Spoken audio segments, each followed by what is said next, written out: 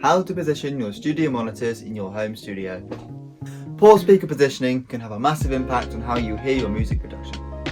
Not all sound waves behave the same way, so the positioning of your studio monitors will be a big determining factor in how they behave in your space. The room you're in has a huge impact on the way that you will perceive sound. More specifically, low frequencies are omnidirectional, meaning they travel in all directions, whereas higher frequencies are directional, meaning they travel in one direction at a time. When placing studio monitors, we aim to create an environment where a natural sound balance can exist. That is a sound that room acoustics don't alter. Therefore, the proper placement of speakers is essential if you want to hear a faithful reproduction of your music. With this in mind, imagine spending over $500 on speakers only to place them poorly and not get any real value out of your big purchase. So what do you look for in a room that could be your new home studio? If you have a choice as to which room can be your home studio, there are a few qualities you can look out for if you want the most transparent sound from your speakers.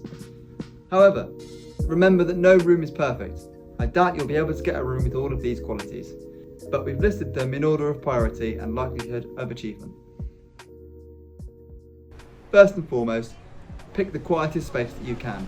Though that will be hard in a city where walls are thinner and outside noise will get in, but it will be tough to make good music in a noisy environment. Sound waves can bounce twice as much in a square room, so use a rectangular one. In a squared room, the additional bouncing leads to a lot of crossover waves and a less transparent sound. Use as big a room as you can. Due to how sound will travel around your room, a bigger room is always better.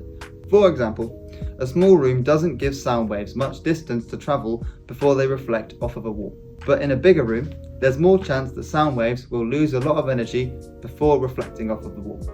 And that leads us to our next point. Tall ceilings! Sound waves can bounce more frequently in rooms with lower ceilings, therefore stopping direct sound from reaching your ears effectively. But we respect that you may not have much choice here, so padding your ceiling up or tying a duvet up there will absorb at least some of that reflected sound. Ensure the room has as few windows as possible. If possible, absolutely none. Both windows and doors make it harder to put together a room that can give you a clean sound. Every opening adds a wild card to what is already a challenge. Carpets tend to absorb both high and mid frequencies, but they don't absorb lower ones. This unbalances the sound and changes how you perceive the lower frequencies of your audio. If you can, get a rug, and this will catch those low frequencies too. First things first, your head should always form an equilateral triangle with your two speakers. So in other words, your head should be the finishing touch to the equilateral triangle. To simplify this process, we can use a measuring tape and have your monitors 5 or so feet apart from one another and keep 5 feet between you and each speaker too.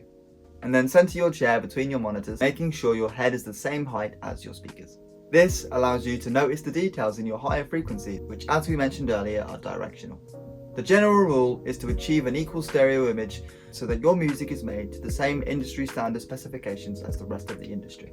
But what is a stereo image? A large, big and wide stereo image varies the location of the elements in your track. It gives your listener the sense of direction where that sample, that instrument and those vocals are coming from. The more varied the location of these elements, the larger your stereo image and the deeper your sound is.